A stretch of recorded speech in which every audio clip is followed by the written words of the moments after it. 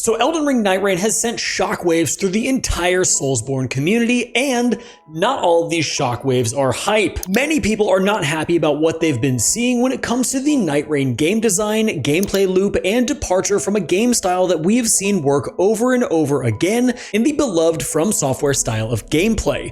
So I want to look at some of the problems that people are posting about and concerns people are having to see if there's any merit to these claims or reasons to be worried about the future of FromSoft games and what we can expect moving forward. So let's go ahead and jump right into it. Now, first and foremost, I want you guys to know that I also have some concerns. This is a huge departure from anything that FromSoftware has tackled before, and in doing that, they are taking a massive gamble on how their player base is going to receive this brand new style of game. Now, some of the concerns I have could be pretty major, but I think overall allowing FromSoftware to branch out and tackle a different style of game completely is going to allow them to flex on a whole different community and bring more people into the Soulsborne fold. Now, one of the first criticisms that I've seen about this game, considering it's not going to retail for the full $60, but it's heavily rumored to be around the $40 range, is that this game is actually just a cash grab for FromSoftware. Now, the reason I think that is not it is because during the success of Elden Ring and Elden Ring Shadow of the Erdtree,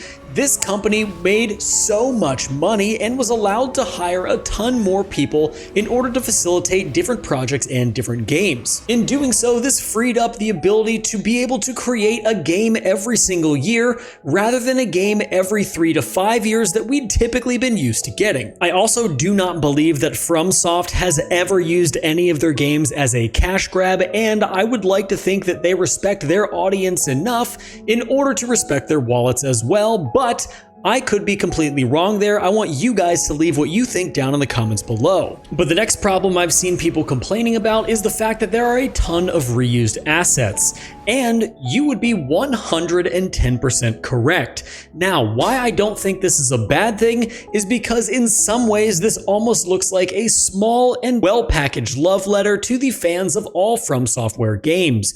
You have old bosses like the Nameless King showing up, which is a highly renowned boss within all the Soulsborne community. You also have the movement style of Sekiro, as well as the deflect that everyone has always been asking for. You have the nod to Elden Ring because this entire area of Limveld is just a different style of Limgrave. And there's also going to be some minor boss reused assets as well, and I can imagine there's also going to be some reused soldiers as we've seen in the trailer. But in my opinion, I don't think all of that is bad, especially considering this game is going to be very heavily based on how fast you are at exploring and finding loot in order to get to the next day-night cycle. I think that having bosses and enemies that are somewhat familiar to us will allow you to execute those day-night cycles effectively, getting to the unused assets, which are the Night Lords and bigger bosses that we may not have seen yet. Now, when it comes to the size of Elden Ring Nightreign, there's been a lot of speculation and a lot of things said about how big the area is going to be or how long it is going to take, but everyone has been throwing around this idea that it's only the size of Limgrave, as I've already said in this video. However, don't believe anything you hear about the size of a FromSoftware game until it is in your hands playing it. We were told that Shadow of the Erdtree was the size of Limgrave as well, and it turned out to be about 6 Limgraves stacked on top of each other with a verticality that I personally have not seen in any other FromSoftware game. So I do want to caution everybody who is seeing the size of the game and being disappointed by it, do not listen to anything that you hear until the game is in your hands, because if I know one thing about FromSoftware games, I am constantly surprised every single time I get it in my hands. Now, these next 2 points I'm going to wrap in one small package, but here it is. There is no crossplay in Elden Ring Nightreign, and this, to me, is one of my massive concerns with FromSoft moving forward and what type of games we can expect. To my knowledge, there has been no crossplay on any FromSoft game that has come out, but we are in 2024. How in the world do we not have crossplay, and how is this not even possible? They've proven that they can do multiplayer well with this game that's coming out, and they've proven that they can have the servers to maintain it. What is the issue with crossplay crossplay and why isn't it allowed? I have seen many people posting about this all over my TikTok page as well as in my YouTube shorts and YouTube video comments that crossplay not being there is just a huge dagger when it comes to this game, and honestly I couldn't agree more. I think the consensus that it doesn't make sense and it's a massively wasted opportunity for From Software, I think that's a very valid critique, and I really hope they decide to either patch that or change that moving forward. Now, in the same vein of kind of odd things that this game is doing, you can only play solo or with 3 people. You cannot play with 2 people in Elden Ring Nightreign, which is a very wild and ridiculous thing in my opinion. You would think that if the game can support 1 person playing and 3 people playing, that definitely it should be able to support 2 people playing. So that decision is really weird to me, and I don't have an answer for that. So if you know, leave that down in the comments below. But in my opinion, I feel that's a little bit ridiculous and will definitely cause some problems moving forward into Elden Ring Nightreign with the community at large. Now, moving into something that I actually really like and I'm very curious to see how the player base reacts to it is the fact that this is going to be a roguelike.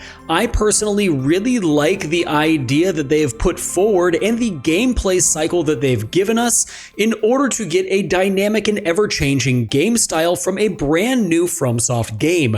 Now, I think there is a fear here that it's going to get very stale and very old, and if you keep fighting these same bosses over and over again, that will be incredibly disappointing. But we have seen from articles and a few people who've played the actual game that each time they have a very different experience with very different bosses and very different enemies to fight, as well as Limveld being completely different every single time. I think if they can nail this gameplay style, this could be a really fun way for FromSoft to dip its toes into this type of game genre, but only time will tell, and I could be making a completely different video at launch, but hopefully everything will go according to FromSoftware's plan of producing a highly developed and very well done game. Now, the last thing I want to discuss in this video, and the last thing that I've seen a lot of people pretty upset about, is the fact that it seems like Elden Ring Nightreign has taken all of the best aspects of the lore of different games and brought them into one game. And for the lore buffs of Elden Ring, Dark Souls series, Bloodborne, whatever it may be, this is a cardinal sin. I also am a little bit confused as to how everything is going to mash up, why these decisions were made. Not being a lore person myself, I can't exactly speak directly to this. I can only tell you what has been said in my comments, and that is people are not happy with this decision. Now, it could be possible that considering this game is called a spin-off game series, that this is almost like the What If series we got from the Marvel Universe, which takes all of these ideas and places them in a completely different timeline, allowing the lore to be completely new and completely different. I think that would be the only answer for this particular question, but I honestly am not sure how we're getting bosses from Dark Souls 3, NPCs from Dark Souls 3, and possibly Bloodborne to all end up within this particular game and the reasoning behind it. Now, as far as where From Software is going to go after Elden Ring Nightreign, it really depends. I know at the beginning of this video I asked, what does this game mean for From Software moving forward? And it could be one of 2 things. Number 1, if this type of game performs really, really well, we could see a lot more roguelite or other different types of genres of games within the From Software Elden Ring Dark Souls universe.